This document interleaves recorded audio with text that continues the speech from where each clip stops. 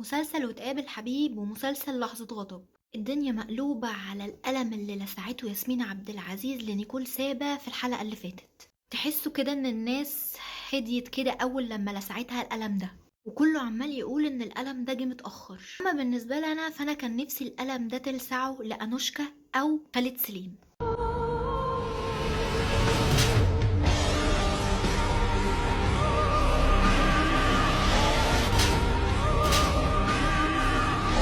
تسلم ايدك يا ست الناس. واحد بقى كمان لأنوشكا او اتنين تلاتة اربعة خمسة، واحد بقى لخالد سليم. خلينا بقى ايه كلنا نهدى.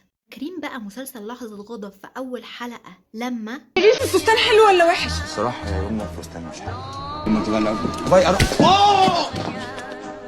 المشهد ده بالنسبة لي كان هو الماستر سين بتاع المسلسل كله، لان الراجل ده من اول الحلقة لحد اخرها وانا نفسي ان هي تمسكه تدشدش دماغه، لدرجة ان انا حسيت ان انا سايكو. اللي اتفرج على المسلسلين يقول لي انهي اكتر، محمد فراج ولا نيكول سابا؟